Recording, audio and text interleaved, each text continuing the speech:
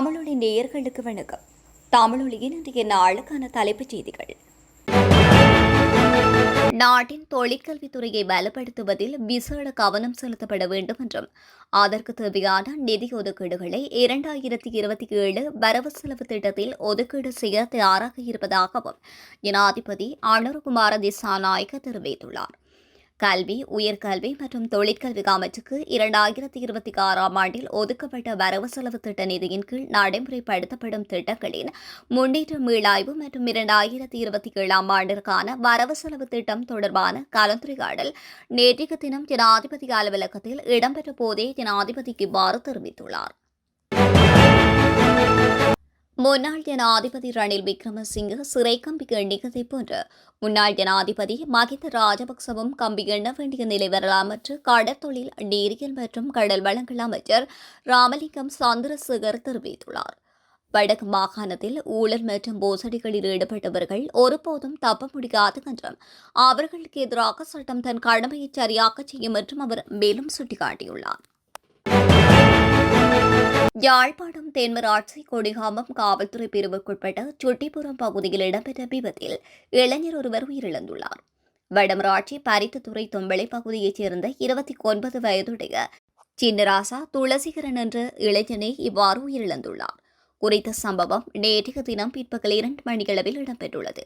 கொடிகாமம் பகுதியிலிருந்து பரித்துத்துறை நோக்கி மோட்டார் சைக்கிளில் சென்று கொண்டிருக்கும் போதே மின்கம்பத்துடன் போதே குறித்த விபத்துக்கு இடம்பெற்றுள்ளது. உடனடியாக பரித்துத்துறை ஆதார வைத்தியசாலைக்கு கொண்டுவரப்பட்டு அங்கு அதிதீவிர சிகிச்சை பிரிவில் அனுமதிக்கப்பட்ட நிலையில் சிகிச்சை பலனின்றி உயிரிழந்ததாக தெரிவிக்கப்பட்டுள்ளது. இலங்கையில் ஊழல் குற்றச்சாட்டுகள் சுமத்தப்பட்டவர்களுக்கு எதிராக சட்டம் நடைமுறைப்படுத்தப்பட்டு வருகின்ற வேளையில் சிலர் மர்மமான முறையில் உயிரிழப்பது ஏனென்று ஊடகவியலாளர்கள் அரசாங்கத்திடம் நேரடியாக கேள்வி எழுப்பியுள்ளனர். முன்னாள் போலீஸ் மா அதிபர் CD விக்ரமரத்னவின் திடீர் மரணத்தை சுட்டிக்காட்டியே ஊடகவியலாளர்கள் இந்த கேள்வியை முன்வைத்தனர். இந்த ஊடகவியலாளர்களின் கேள்விகளுக்கு பிரதி அமைச்சர் பிரசன்ன குணசேன பதிலளித்தார்.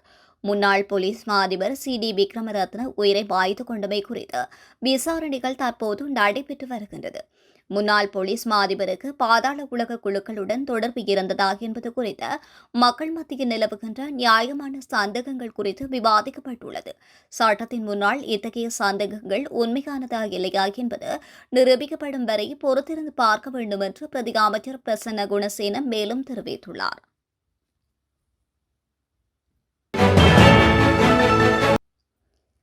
கொலை குற்றம் நிரூபிக்கப்பட்ட 5 பேருக்கு மரண தண்டனை விதித்து கம்பகா உயர்நீதிமன்றம் தீர்ப்பளித்துள்ளது.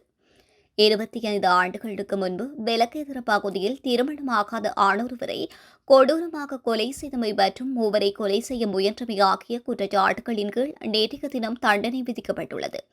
2001ஆம் ஆண்டு அக்டோபர் 31ஆம் தேதி விலக்கேதரவின் தியகவிட்டாவில் உள்ள ஒரு வீட்டிற்கு இந்த கும்பல் புகுந்து கற்கள், தடிகள் மற்றும் வாள்களாலும் அங்கு வசித்தவர்கள் மீது கொடூரமாக தாக்கியதாக நீதிமன்றம் கண்டறிந்தது. இத்தாக்குதலில் ஒருவர் உயிரிழந்து மற்றும் 3 படுகாயமடைந்த நிலையில் தந்தை, தாய், அவர்களது 2 குழந்தைகள் மற்றும் மற்றொரு நபர் ஆகியோர் கொலை மற்றும் கொடூரமான தாக்குதல் குற்றங்களில் குற்றவாளியாக தீர்ப்பளிக்கப்பட்டு 5 உயர்நீதிமன்ற நீதிபதி ராஸ்மி சிங்கப்புலி மரண தண்டனை விதித்தார்.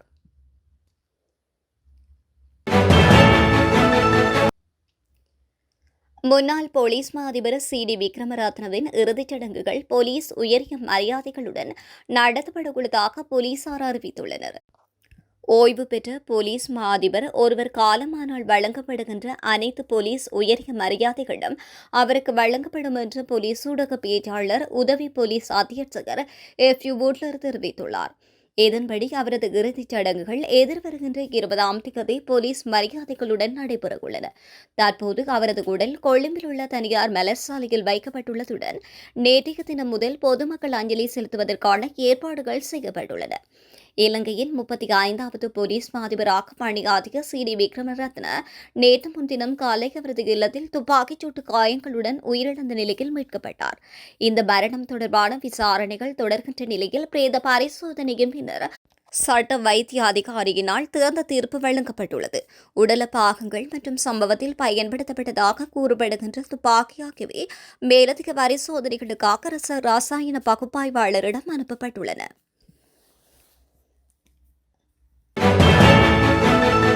செம்மணி மனித புதைக்குழியின் 3ஆம் கட்டத்தின் 36வது நாள் அகழ்வு பணிகள் சனிக்கிழமை நடைபெற்றது.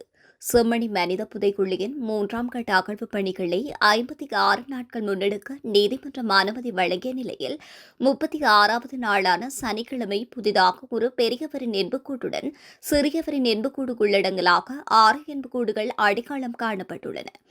இதேவேளை ஏற்கனவே அடையாளம் காணப்பட்டதில் 5 எண்புக்கூடுகள் அகழ்ந்தெடுக்கப்பட்டுள்ளது.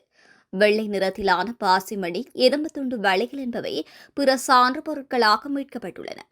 அத்துடன் 3 மனித எண்புக்கூட்டு தொகுதிகள் அடையாளம் காணப்பட்டுள்ளது. ஒரு மண்டைக்கோடு வித்தியாசமான முறையில் அடையாளம் காணப்பட்டுள்ளதுடன் அதனை சுத்தம் செய்யும் பணிகள் முன்னெடுக்கப்பட்டு வருவதாக தெரிவிக்கப்படுகின்றது. இலங்கையில் டெங்கு நோய் தாக்கத்தினால் உயிரிழந்தவர்களின் எண்ணிக்கை 53ஆக உயர்ந்துள்ளது என்று தேசிய டெங்கு கட்டுப்பாட்டு பிரிவு தெரிவித்துள்ளது. நாட்டில் இதுவரைக்கான காலப்பகுதியில் பதிவாகியுள்ள மொத்த டெங்கு நோயாளர்களின் எண்ணிக்கை 74,478ஆக அதிகரித்துள்ளது. டெங்கு நோயின் பரவல் தொடர்ந்தும் தீவிரமடைந்து வருவதை புள்ளி விவரங்கள் உணர்த்துகின்றன. இந்நிலைமையை கருத்தில் கொண்டு காய்ச்சல் அல்லது டெங்கு நோய்க்கான ஏனைய அறிகுறிகள் தென்படுமாயின் காலதாமதம் செய்யாது உடனடியாக அருகிலுள்ள மருத்துவமனைகளுக்கு சென்று முறையான மருத்துவ பரிசோதனைகளை மேற்கொள்ளுமாறும் பொதுமக்கள் அறிவுறுத்தப்பட்டுள்ளனர். தொடர்ச்சியான காய்ச்சல், தலைவலி, உடல்வலி மற்றும் இதர அறிகுறிகளை அலட்சியப்படுத்தாமல் தகுதியான மருத்துவ ஆலோசனைகளை பெறுவது நோயின் தீவிரத்தை குறைக்கவும் உயிரிழப்புகளை தவிர்க்கவும் அவசியமாகும் என்று சுகாதார தரப்பினர் வலியுறுத்தியுள்ளனர். 2026ஆம் ஆண்டு முதல் விசேட தேவையுடைய மாணவர்களுக்காக மாதாந்தம் வழங்கப்படுகின்ற உதவித்தொகையை அதிகரிப்பது குறித்து ஜனாதிபதியுடனான கலந்துரையாடலின் போது விசேட கவனம் செலுத்தப்பட்டுள்ளது. கல்வி, உயர்கல்வி மற்றும் தொழிற்கல்வி அமைச்சுக்கு 2026ஆம் ஆண்டில் ஒதுக்கப்பட்ட வரவு செலவு திட்ட நிதியின் கீழ் நடைமுறைப்படுத்தப்படுகின்ற திட்டங்களின் முன்னேற்ற மீளாய்வு மற்றும் 2027ஆம் ஆண்டிற்கான வரவு செலவு திட்டம் தொடர்பான கலந்துரையாடல் நேற்றைய தினம் ஜனாதிபதி அலுவலகத்தில் நடைபெற்ற போதே இந்த விடயம் வெளிப்படுத்தப்பட்டுள்ளது. இதன்போது தேசிய கல்வியியல் கல்லூரிகளின் ஆசிரியர் மாணவர்களுக்கான கொடுப்பனவை அதிகரிப்பதன் அவசியம் குறித்தும் விரிவாக கலந்துரையாடல் மேற்கொள்ளப்பட்டது. இலங்கையில் தொடருந்து சேவைகளை முன்னெடுப்பதில் கடுமையான நெருக்கடி ஏற்படக்கூடும் என்று தொடருந்து நிலைய அதிபர்கள் சங்கம் தெரிவித்துள்ளது. தொடருந்து திணைக்களத்தின் வசம் உள்ள தொடருந்து இயந்திரங்கள் மற்றும் தொடருந்து இயந்திர பல தொகுதிகள் குறைவடைந்துள்ளதன் காரணமாக இந்த நிலைமை ஏற்படும் என்று சுட்டிக்காட்டப்பட்டுள்ளது. இந்நிலையை சரி செய்து தற்போதுள்ள தொடருந்து நேர அட்டவணைகளுக்கு அமைவாக சேவைகளை முன்னெடுத்து செல்வதற்கு அதிகாரிகள் உடனடியாக நடவடிக்கை எடுக்க வேண்டும் என்று அந்த சங்கத்தின் செயலாளர் கசுன் சாமர தெரிவித்துள்ளார். நாடு தழுவிய சோதனை நடவடிக்கைகளின் கீழ் நேற்றைய தினம் மட்டும் 706 பேர் கைது செய்யப்பட்டதாக காவல்துறை தெரிவித்துள்ளது. நாடு முழுவதும் நடத்தப்பட்ட 708 சோதனைகளில் இதுவும் ஒன்றாகும். ஒரு சந்தேக நபருக்கு எதிராக சட்டவிரோத உடைமை தொடர்பில் விசாரணைகள் தொடங்கப்பட்டுள்ளது. தடுப்பு காவல் உத்தரவுகள் பிறப்பிக்கப்பட்ட சந்தேக நபர்களின் எண்ணிக்கை 11 ஆகும். மேலும் 4 பேரை மறுவாழ்வுக்கு அனுப்ப நடவடிக்கை எடுக்கப்பட்டுள்ளதாகவும் காவல்துறை ஊடகப் பிரிவு தெரிவித்துள்ளது. நாட்டில் ஆண்டுதோறும் 50க்கும் மேற்பட்டோர் மின்னல் தாக்கத்தினால் உயிரிழப்பதாக பேராசிரியர் சாந்தன ஜெயரத்ன தெரிவித்துள்ளார். நேற்றைய தினம் கொழும்பில் நடைபெற்ற நிகழ்வொன்றில் உரையாற்றிய அவர், மின்னல் விபத்துகளினால் ஆண்டுதோறும் பல உயிரிழப்புகள் மட்டுமல்லாமல் சொத்துக்கள் மற்றும் உட்கட்டமைப்புகளுக்கும் பாரிய சேதம் ஏற்படுவதாக குறிப்பிட்டுள்ளார். மின்னல் தாக்கம் தொடர்பான பாதுகாப்பு நடவடிக்கைகள் குறித்து பொதுமக்கள் அதிக அவதானத்துடன் இருக்க வேண்டும் என்றும் அவர் வலியுறுத்தியுள்ளார். அங்கோலா நாட்டைச் சேர்ந்த பெண் ஒருவர் கட்டுநாயக்க விமான நிலையத்தில் வைத்து சுங்க போதைப்பொருள் கட்டுப்பாட்டு பிரிவினரால் கைது செய்யப்பட்டுள்ளார். 10 மில்லியன் ரூபாவுக்கும் அதிகமான 237 கிராம் கொக்கைன் போதைப் பொருளை தாம்பசம் வைத்திருந்த பெண்ணே இவ்வாறு கைது செய்யப்பட்டுள்ளார். கைது செய்யப்பட்டவர் 54 வயதுடைய பெண் என்று தெரிய வந்துள்ளது.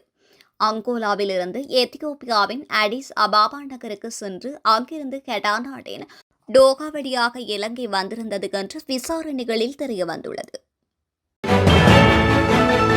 வவுனியாவில் இடம்பெற்ற விபத்தில் காவல்துறை சார்ஜென்ட் ஒருவர் பரிதாபமாக உயிரிழந்துள்ளார்.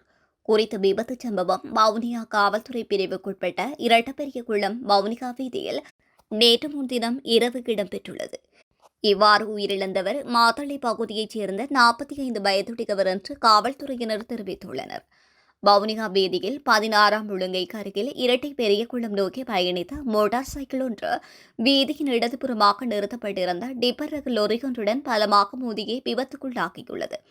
இவ்விபத்தில் மோட்டார் சைக்கிளை செலுத்திச் சென்றவர் பலத்த காயங்களுக்குள்ளான நிலையில் உடனடியாக வவுனியா மாவட்ட பொது வைத்தியசாலையில் அனுமதிக்கப்பட்டார். எனினும் அவர் வைத்தியசாலைக்கு கொண்டு செல்லப்படுகின்ற வழியிலேயே உயிரிழந்ததாக காவல்துறை தெரிவித்துள்ளது. தமிழொலியின் இன்றைய நாளுக்கான தலைப்பு செய்திகள் நிறைவடைகின்றன. தொடர்ந்தும் உடனுக்குடன் செய்திகளை பெற்றுக்கொள்ள தமிழொலியுடன் இணைந்திருங்கள். நன்றி, வணக்கம்.